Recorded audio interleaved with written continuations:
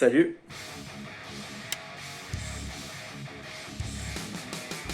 Je m'appelle Jaime Magnard, j'ai actuellement 22 ans et je suis assistant monteur dans le domaine de la pub de luxe actuellement. Voilà, formé en tant que monteur. J'ai fait mon bac S comme 90% de la population. J'ai fait mon BTS audiovisuel en option montage. J'ai débarqué à la fac pendant un an pour faire une licence 3 et après ça je me suis lancé dans le monde du travail.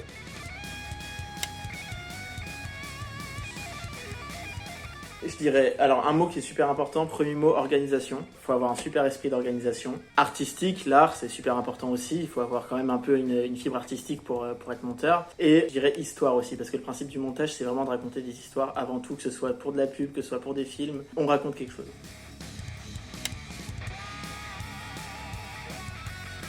Oh, ça remonte. Je pense que je devais avoir à peu près 10 ans et c'était avec des potes. On filmait des trucs et on montait ça à l'arrache sur mon ordi.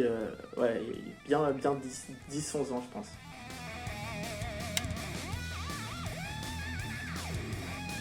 Tout dépend ce qu'on veut faire comme montage. Tout dépend si jamais on veut vraiment essayer de commencer un peu à travailler de manière pro. Le logiciel pro qui reste le plus facile entre guillemets et qui est très utilisé, c'est Premiere Pro d'Adobe. C'est un logiciel, tout le monde en parle, tout le monde l'utilise. Quelqu'un qui n'y connaît rien va se retrouver devant Adobe, il va réussir à faire des choses. C'est pas forcément le plus abordable en termes de prix parce qu'il est payant, il coûte cher. Après, si on n'a pas du tout envie d'être pro, si on a envie de faire des petits montages comme ça, il y a énormément de logiciels, on cherche sur internet et on en trouve plein, des gratuits de tout type, des plus ou moins complets, mais voilà.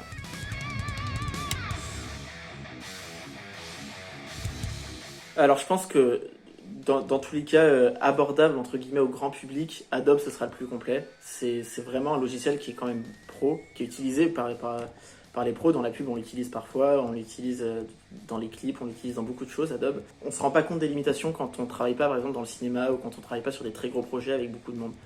Il est ultra complet. Mais si jamais on veut chercher vraiment le truc le plus pro qui existe à ce jour et qui est principalement utilisé dans la fiction, dans le cinéma, c'est un autre logiciel qui s'appelle Avid, qui est pour le coup très compliqué. Il faut vraiment l'étudier avant de pouvoir s'en servir. Il va être considéré comme plus complet que Adobe Premiere, mais il a des fonctionnalités supplémentaires qui seront nécessaires que si vraiment on monte de la fiction, si on monte avec des assistants, avec des gens qui font de la 3D en même temps, enfin un gros setup quoi.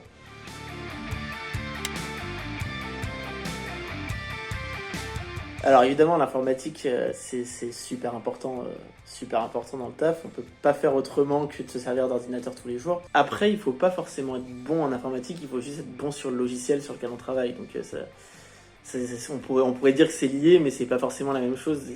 Je connais des monteurs avec qui je travaille qui sont vieux et qui savent pas se servir d'un ordinateur, et quand tu leur demandes de brancher un disque dur, ils sont perdus. Mais par contre, tu les mets sur leur logiciel de montage et ils pianotent le truc incroyable comme des dieux.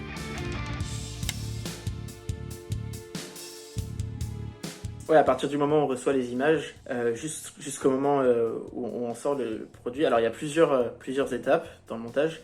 Ça revient avec le côté organisé dont je parlais tout à l'heure. C'est vraiment très important d'être ultra organisé sur ces étapes et du début à la fin, parce que c'est très facile d'être complètement perdu quand on se retrouve avec plein d'images d'un coup et on te dit bah vas-y, sors-moi quelque chose, sors-moi un produit, sors-moi quelque chose de fini et d'intéressant. Il faut vraiment être toujours très clair et très organisé et savoir où on va. Donc la première étape d'un montage, c'est toujours le dérushage. C'est un truc qui peut paraître un petit peu chiant quand on doit le faire, mais c'est super important. Donc c'est principalement de l'organisation de projet. C'est recevoir les images et les trier selon si on a un storyboard, si on a un scénario, les trier par séquence, par machin, peut-être mettre des descriptions, telle prise elle est bonne, telle prise elle est pas bonne, telle prise le regard est bien, etc. Mais vraiment se faire tout regarder et se faire une présélection déjà et une idée de quelles sont nos images et que tout soit bien organisé dans le projet pour qu'après quand on cherche quelque chose, on puisse le retrouver tout de suite et instantanément, et ça c'est super important. Et un dérushage bien fait, certains monteurs te diront que c'est 50% du montage qui est fait. Si on monte par exemple un court-métrage, le fait de savoir, d'avoir vu déjà toutes les prises, d'avoir exactement marqué dans son projet telle prise est bonne, telle prise est pas bonne, telle prise est intéressante parce que le regard est bien, tout de suite après quand on va être au montage, on va se dire ah je suis parti sur cette prise, mais je regarde, ah cette prise il y avait un regard qui est intéressant, on peut essayer, et ça aide vraiment à aller beaucoup plus vite sur un montage. Donc ça c'est une étape que beaucoup de gens ne font pas parce qu'ils ont la flemme de passer du temps à organiser des trucs, et c'est vrai que ça peut être un peu chiant, mais c'est super important et c'est ça qui fait qu'on est vraiment pro dans son montage. c'est quand on a un bon dérochage. Donc ça, c'est la première étape. Ensuite, en général, on fait ce qu'on appelle un ours. Donc c'est une première version de montage qui est pas finie du tout, qui est pas propre, qui est juste mettre les plans les uns après les autres. Si jamais on est sur un truc de fiction ou un truc avec un scénario, on va simplement mettre les séquences dans l'ordre, un peu voir ce que ça donne, déjà ce que ça raconte comme histoire, est-ce que c'est intéressant. Et ensuite, une fois qu'on a notre ours, on va jouer sur les détails, donc aller séquence après séquence, passage après passage, et donner du rythme, réfléchir aux musiques, réfléchir aux raccords entre les plans, s'ils sont intéressants, s'ils marchent pas, etc. Et puis petit à petit, on va aller petit bout par petit bout et rendre notre ours plus propre jusqu'au produit fini.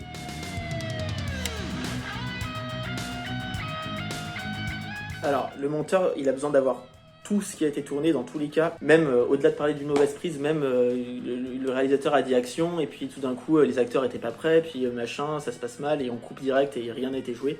Ça, c'est nécessaire parce qu'en fait, on va se rendre compte, notamment après justement avoir fait son ours, quand on va essayer de jouer sur le rythme, etc., on va se rendre compte que certaines choses déjà sur le plateau de tournage nous paraissaient mauvaises, et au final, les regarder après, on se rend compte qu'il y avait des choses qu'on n'avait pas vues, des choses qui sont vachement intéressantes, des regards qu'on avait loupés, peut-être des intonations qu'on n'avait pas compris sur le tournage, mais finalement, a posteriori, on se rend compte que c'est super intéressant. Et puis même juste pour une histoire de raccord, on a besoin de beaucoup de matière tout le temps en montage. C'est un peu comme faire une mosaïque où on aurait plein de bouts de carrelage et il y en aurait qui seraient un peu moches, qui seraient pas forcément de la même couleur, mais on se dit que peut-être à un endroit dans notre mosaïque, on aura besoin de ce petit bout de carrelage qui va nous aider à faire le lien entre deux autres bouts.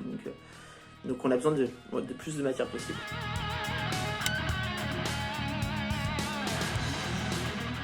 C'est toujours un guide. Après, le storyboard, ça donne plus une ligne de conduite que vraiment un cadre de montage précis, je pense.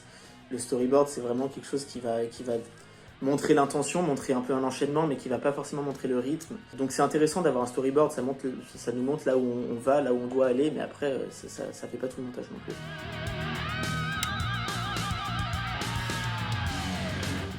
Le rythme, c'est toute l'essence du montage. Au final, on pourrait simplement faire un film et mettre les images les unes après les autres, etc. Mais ce serait super chiant et ce serait complètement dénué d'émotions. Et donc le rythme, c'est ça qui va créer les émotions au final. C'est accélérer le montage pour créer de la tension, c'est peut-être le ralentir, peut-être pour créer du stress, pour créer de l'angoisse. Le rythme, c'est simplement la vitesse à laquelle vont s'enchaîner les choses, à la vitesse à laquelle vont s'enchaîner les plans et les actions dans les plans. On joue sur le rythme, on module le rythme dans le but de créer des émotions et des intentions.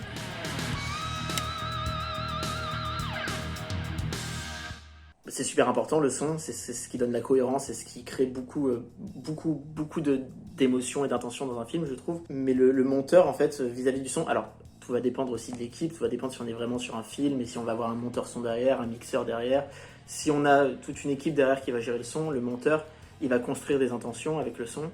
Il va poser les dialogues, mettre les musiques, essayer de mettre quelques petits effets comme ça pour qu'on comprenne au moment du montage, ah oui, on veut faire ci, on veut faire ça. Mais tout va être maquette et tout va être rejoué après en montage son et en mixage.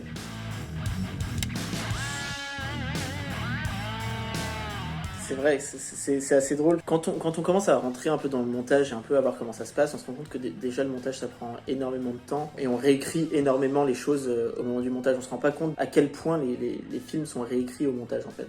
Et du coup c'est vrai que c'est drôle parce que les scénaristes ont beaucoup de crédit, les réalisateurs ont beaucoup de crédit et les monteurs c'est des gens qu'on oublie et même souvent on connaît pas forcément ce qu'ils font sur un film. Donc c'est vrai. Si je devais citer des monteurs, et ben justement moi les monteurs que je connais principalement c'est ceux avec qui je travaille. Mais moi j'ai travaillé avec une monteuse qui s'appelle Michel Hollander qui a monté beaucoup de films et beaucoup de documentaires ces derniers temps, notamment Demain est à nous sur lequel j'ai travaillé qui est sorti l'année dernière. Et j'ai eu la chance de travailler avec cette monteuse qui m'a un peu introduit au monde du montage, c'était mon premier taf, et qui m'a absolument montré à quel point elle réfléchissait, montré à quel point elle construisait une histoire et ça m'a impressionné. Je me suis rendu compte à quel point cette personne méritait énormément de crédit sur les films sur lesquels elle bossait et que personne ne connaît son nom par exemple.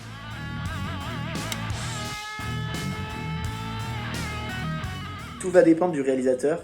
Il y a des réalisateurs qui ont besoin de contrôle et qui ont besoin d'avoir toutes les idées et le monteur va dans ce cas-là être là pour accomplir les idées du réalisateur. Et il y a des réalisateurs qui aiment bien justement laisser vraiment la main au monteur, les laisser proposer des choses, avoir des idées, et éventuellement changer des séquences de place, etc. pour apporter des nouvelles choses auxquelles le réalisateur n'avait pas pensé. Donc ça va vraiment dépendre de l'équipe et du duo réalisateur-monteur.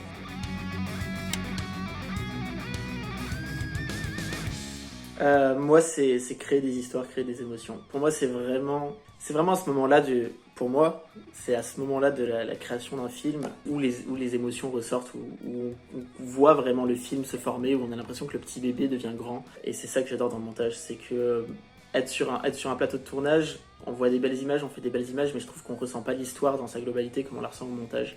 L'écriture comme on la ressent au montage, et c'est ça qui me fascine.